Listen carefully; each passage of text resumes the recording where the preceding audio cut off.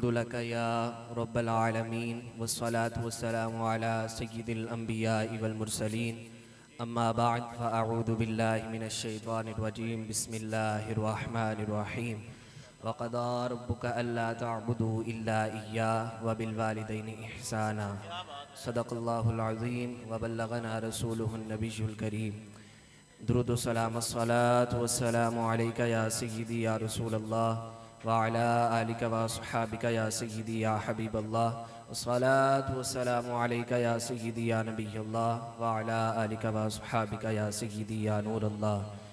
हम्द व सना के बाद रसूल रहमत शफ़ी मुअज़्ज़म शफ़ीक़ उम्मत अल्लाह के प्यारे उम्मत के सहारे रब के महबूब दानाए गुशूब मालिक रिकाब उमम फ़ख्र अरबो अजम वालिय कोनो मकां सयाह लामकां सय्यिद इंसो जां सरवर लाला रुखां नशीर ताबा माह खूबा शहनशाह हसीना ततिम्माए दौरां जलवाए सुबह अज़ल नूर ज़ाते लम यज़ल बाइस तकवीन आलम फ़ख्र आदम व बनी आदम जनाब अहमद मुज्तबा मुहम्मद मुस्तफ़ा सल्लल्लाहु ताला अलैहि व आलिहि व अस्हाबिहि वसल्लम की बारगाह में अपनी मोहब्बतों अकीदतों और इरादतों का खिराज पेश करने के बाद हर साल की तरह इस साल भी अहले मोहब्बत ने इस बज़म को तरतीब दिया है। मैं दुआ गो हूँ अल्लाह इनकी इस काविश को कबूल फरमाए और जिनके लिए ये साल सवाब का अहतमाम किया गया अल्लाह उनकी कब्रों पर करोड़ों रहमतों का नुज़ूल फरमाए।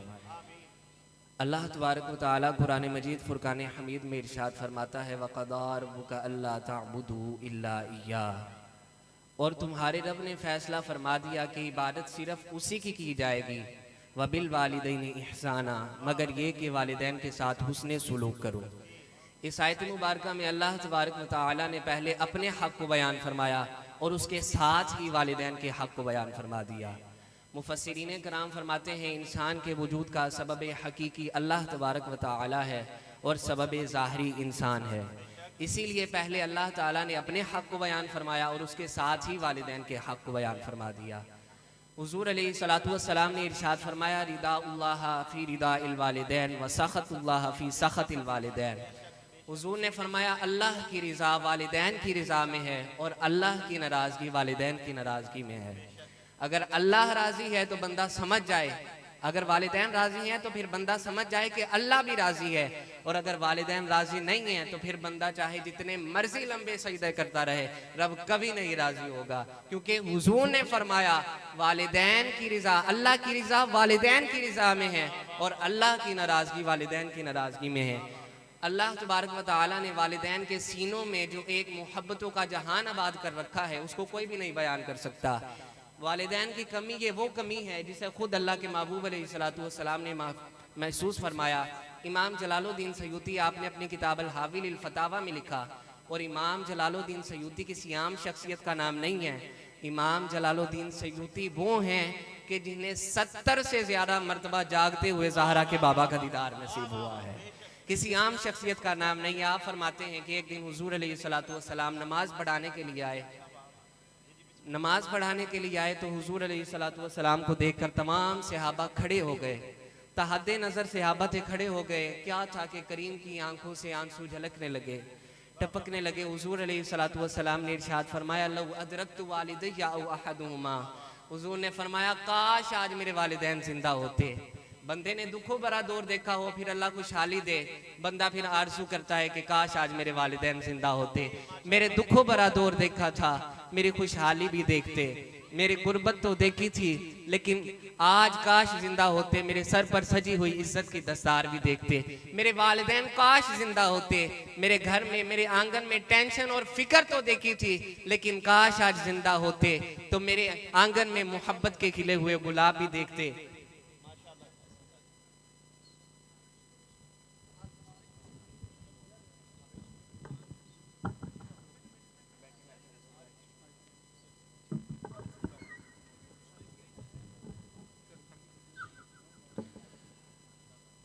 बंदा आरज़ूएं करता है कि काश आज मेरे वालिदैन जिंदा होते, मेरे दुखों भरा दौर देखा था, लेकिन काश आज जिंदा होते, मेरे सर पर सजी हुई इज्जत की दस्तार भी देखते, मेरे घर में टेंशन और फिक्र तो देखी थी, लेकिन काश आज जिंदा होते, मेरे आंगन में मोहब्बत के खिले हुए गुलाब भी देखते। हुजूर अलैहिस्सलातु वस्सलाम के वालिद मोहतरम तो उस वक़्त ही इंतकाल फरमा गए जब करीम की उम्र, जब आप शिकमे मादर में थे, और वालदा मोहतरमा उस वक़्त इंतकाल फरमा गई जब आपकी उम्र मुबारक सिर्फ 6 साल थी। अबवा की रेट के टीले हैं सैयदा आमिना, हज़रत उम्मे ऐमन और हुजूर अलैहिस्सलातु वस्सलाम, 3 नफूस पर मुश्तमिल ये काफिला था। सैयदा आमिना को बुखार हो गया, आप जान गए कि ये बुखार जानलेवा साबित होगा। आपने सैयदा उम्मे ऐमन से फरमाया कि मेरे बेटे को वह हिफाजत अमीर कुरैश अब्दुल मुत्तलिब तक पहुंचा देना। फिर हुजूर से चंद बातें की जिसे इब्ने हशाम ने महफूज किया। फरमाया कुल्लु हय्यिन मय्यितुन व कुल्लु जदीदिन बाल व कुल्लु कबीरिन युफना। फरमाया बेटा हर नई चीज पुरानी हो जाएगी, हर बड़ी उम्र वाला मर जाएगा, हर जिंदा मर जाएगा। व जिक्री बाक, मैं भी जा रही हूँ लेकिन मेरा जिक्र बाकी रहेगा। क्यों? व वलदतु तोहरा, फरमाया तेरे जैसा पकीज़ा बेटा जो छोड़ के जा रही हूँ। जिन माओं के बेटे इतने हसीन हो उनके तज़किरे फिर मिटा नहीं करते। फरमाया मैं भी जा रही हूँ, मेरा जिक्र बाकी रहेगा। हुजूर अलैहिस्सलातु वस्सलाम वापस तशरीफ लाए। अभी 8 साल की उम्र थी कि जनाब अमीर कुरैश अब्दुल मुत्तलिब का जनाजा भी उठ जाता है। सारा मक्का उमड़ आया, लेकिन एक 8 साल का बच्चा था जो कभी इस नुक्कर में रोता है, कभी उस नुक्कर में रोता है। फिर शाबे अबी तालिब की घाटी में भी वक़्त काटा, पत्ते खा खा कर भी गुसर औकात होता रहा, रस्ते में गड़े भी खोदे गए, कांटों का सामना भी करना पड़ा, ताइफ के बाजारों में से भी गुजरना पड़ा, लोगों ने माज़अल्लाह पत्थर भी मारे। लेकिन मदनी दौर शुरू हो गया, कुरान आ चुका, आदाब वाली आयात आ चुकी। फरमाया पत्थर मारने वाले सुन ले, रास्ते में गड्ढे खोदने वाले सुन ले, ला तरफाउ अस्वातकुम, अब तो महबूब की आवाज से आवाज भी नहीं ऊंची होनी चाहिए, सारी उम्र के अमल जाया कर दूंगा, तुम्हें शऊर भी नहीं होगा। हुजूर अलैहिस्सलातु वस्सलाम तशरीफ लाए, सहाबा ने हुजूर को देखा, अदब से खड़े हो गए। हुजूर ने फरमाया लौ अदरकतु वालिदैया अहदुमा, हुजूर ने फरमाया काश आज मेरे वालिदैन जिंदा होते या मेरी माँ जिंदा होती। मेरा दिल करता है कि मैं ईशा की नमाज पढ़ा रहा होता, सूरत फातिहा की तिलावत कर रहा होता, मेरी माँ आमिना को मुझसे कोई काम पड़ जाता, वो दरवाजे की चिलमन को सिरका कर कहती इब्नी या मुहम्मद, बेटा मोहम्मद मेरी बात सुनो। हुजूर फरमाते हैं लोगों मैं रब की नमाज छोड़ देता, पहले जाकर मैं अपनी माँ की बात सुन लेता। ये वो कमी थी जिसे हुजूर अलैहिस्सलातु वस्सलाम ने भी महसूस फरमाया। इमाम गज़ाली रहमतुल्लाहि ताला अलैह फरमाते हैं कि अगर बंदा अपनी ज़िंदगी को अल्लाह और उसके रसूल के बताए हुए फरामीन के मुताबिक गुजारे तो उसके लिए जन्नत के नज़ारे तैयार हैं, अपना वो सिला आखिरत में पालेगा। अगर कोई अल्लाह और उसके रसूल सल्लल्लाहु अलैहि वसल्लम की नाफरमानी करेगा उसके लिए दोज़ख के अंगारे तैयार हैं, वो भी अपनी जो सज़ा है वो आखिरत में पालेगा। लेकिन जो वालिदैन का नाफरमान है आखिरत में तो उसे सजा मिलनी ही मिलनी है, लेकिन उसे दुनिया में भी सजा मिल जाती है, उसे दुनिया में भी सजा मिल जाती है। आखिरी बात सुना के बात को खत्म करता हूँ। हजरत मालिक बिन दिनार, मालिक बिन दिनार ये वो बंदा है कि जिसने अपनी जिंदगी में 60 हज किए, 60 हज किया। फरमाते हैं एक मर्तबा हज पर बड़ा रश हुआ, मैंने अर्ज की मालिक सबका कबूल हो गया या कोई रह भी गया है? आप फरमाते मुझे ख्वाब आई, बताया गया कि सबका कबूल हो गया है, एक है मोहम्मद बिन हारून बल्खी, उसका कोई नहीं कबूल हुआ। यार बड़ा बेनियाज़ है अल्लाह, चाहे तो अल्लाह के महबूब अलैहिस्सलातु वस्सलाम फरमाएं कि तू घर बैठे बैठे ही वालिदैन का चेहरा देख, अल्लाह तुझे हज का सवाब अता फरमाए, और अगर अल्लाह चाहे तो उधर गए का भी कबूल ना करे। बेपरवाही वेख सज्जन दी जिथे किसे दी पेश ना जावे, उन्हें ताजा वाले दर दर रोले ते मंगतियां तख्त बिठावे, आजम किसे नू घारा मिलदा ही ते कोई काबी होई खाली आवे, आजम किसी को आराम मिलता ही तो कोई काबी ही खाली आवे। आप फरमाते मुझे ख्वाब आया, बताया गया कि सबका हज कबूल हो गया है, एक है मोहम्मद बिन हारून बल्खी, उसका हज कोई नहीं कबूल हुआ। आप फरमाते मैं सुबह को उठा, बलख के लोगों को तलाश किया, तो मैंने पूछा क्या तुम में कोई मोहम्मद बिन हारून बल्खी भी है? लोग कहने लगे वो तो बड़ा नेक है। आप फरमाते मैं परेशान हो गया, मुझे तो ख्वाब आई है कि उसका हज नहीं कबूल हुआ, लोग कह रहे हैं वो बड़ा नेक है। पूछा कैसा नेक है?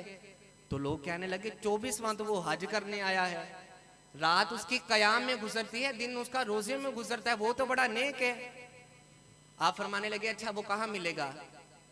तो वो लोग कहने लगे कि आप पहाड़ के पीछे जाएं, वहां कहीं बैठा अल्लाह अल्लाह कर रहा होगा। आप फरमाते मैं पहाड़ के पीछे गया, एक खैमे में बंदे को देखा अल्लाह अल्लाह कर रहा था। आप फरमाते मैं अंदर दाखिल हो गया, मैंने कहा अस्सलामु अलैकुम, उन्होंने कहा वालेकुम अस्सलाम।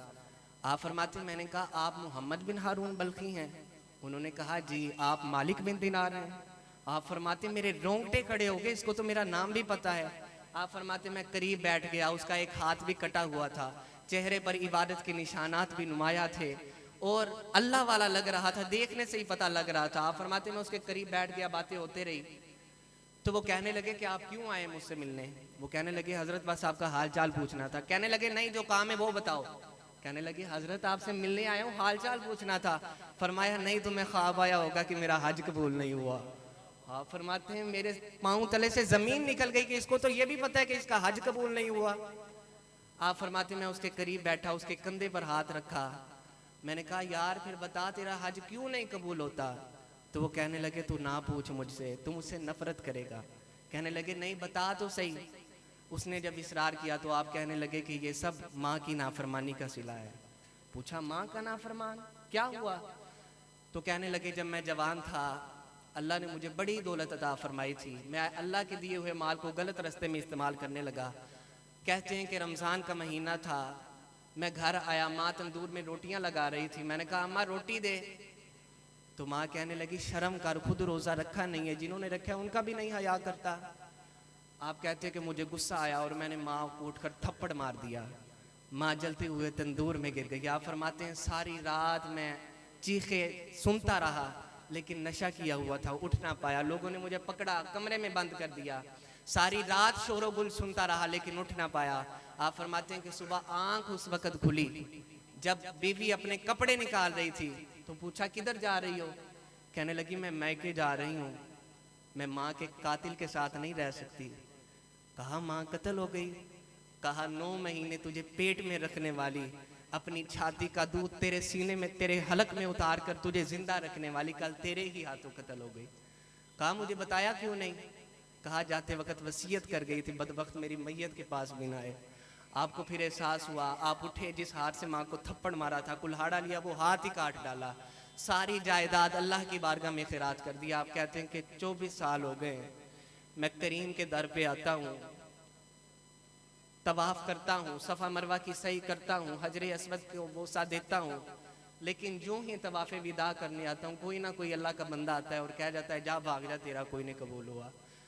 मालिक बिन दिनार फरमाते मैं उठा, मैंने भी थप्पड़ मारा, मैंने कहा तू है इस काबिल, माँ का ना फरमाने तेरे साथ होना ही ये चाहिए।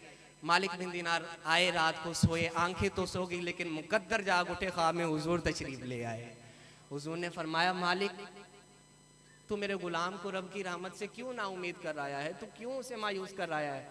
अर्ज की हुजूर माँ का नाफरमान, इसकी कैसे बख्शिश होगी, इतना बड़ा नाफरमान। तो हुजूर ने फरमाया मालिक अल्लाह कयामत के दिन इस बंदे को इसकी माँ की वजह से ही बख्श देगा। अर्ज की हुजूर कैसे? फरमाया जब कयामत का दिन होगा इसकी माँ रब की बारगाह में इसके खिलाफ मुकदमा दायर करेगी, अर्ज करेगी मालिक इससे पूछ मेरी क्या गलती थी, इससे पूछ इसने मुझे क्यों मारा, मालिक इसने मुझे जलाया था आज तू इसे जला। आप हुजूर ने फरमाया कि फरिश्ते जब उनको पकड़ के जहन्नुम की तरफ ले जा रहे होंगे, वो माँ को कहेगा अम्मा ये मुझे जलाएंगे, मुझे दर्द होगी। 1 बार कहेगा, 2 बार कहेगा, तीसरी बार जब कहेगा तो माँ चिल्ला कर कहेगी, अर्ज करेगी बारी ताला मैंने इसे मुआफ कर दिया है, तू भी इसे मुआफ फरमा। अल्लाह फरमाएगा पहले तो शिकायतें लगा रही थी, अब क्या हुआ है? अर्ज करेगी मालिक ये तो बेटा था, मैं तो माँ हूँ, मैं तो नहीं ना देख सकती। तो फरमाया अल्लाह कयामत के दिन इसको इसकी माँ की वजह से ही मुआफ फरमा देगा। तो ये कमी है जिसे हुजूर अलैहिस्सलातु वस्सलाम ने भी महसूस फरमाया था। आज आपको राना साहब कहने वाले, जट साहब कहने वाले, मलक साहब कहने वाले, हजरत साहब कहने वाले, अल्लामा साहब कहने वाले, मौलाना साहब, मुफ्ती साहब कहने वाले हजारों होंगे, हजारों नहीं तो लाखों होंगे, लेकिन जो बबलू और मिट्ठू कहकर आपको आपकी माँ पुकारती है वैसा एक भी नहीं है। ऊंची ऊंची मस्जिदों पर बैठने का वो मजा नहीं है जो अल्लाह ने वालिदैन के कदमों में बैठने के रख दिया है। हुजूर अलैहिस्सलातु वस्सलाम की बारगाह में एक शख्स हाजिर हुआ, उसने अर्ज की या रसूल अल्लाह मुझे जिहाद की इजाजत दीजिए। हुजूर ने फरमाया अहय्युल वालिदा का, क्या तेरे वालिदैन जिंदा हैं? अर्ज की काला नाम, अर्ज की जी या रसूल अल्लाह मेरे वालिदैन जिंदा हैं। काला फफीहिमा फजाहिद, फरमाया जा उनकी खिदमत कर, यही तेरा जिहाद है। माँ फालिज में बिलक रही है और बेटा तबलीगी गश्त पे चला जाए, बाप घर बीमार है और बेटा पीर की चौखट पे झाड़ू देता फिरे, रब राजी नहीं होगा। मैं सच कहता हूँ, अपने भी खफा मुझसे, बेगाने भी ना खुश, कि मैं ज़हरे हलाहल को कभी कह न सका कान। बात वही कहता हूँ जिसे समझता हूँ हक, मैं अबलाए मस्जिद हूँ तहजीब का फर्जंद। तो गुजारिश ये खुलासा कलाम ये है कि जिनके वालिदैन जिंदा हैं आज खिदमत कीजिए, आज उनके पास बैठें, आज उनसे दुआएं लें। कल का अफसोस सिवाय हसरत के कुछ नहीं रहेगा। अल्लाह से दुआ है, अल्लाह जिनके लिए इसाले सवाब का एहतमाम किया गया, अल्लाह उनकी कब्रों पर करोड़ों रहमतों का नुज़ूल फरमाए। आमीन व आखिरु दावाना अनिल हम्दुलिल्लाह।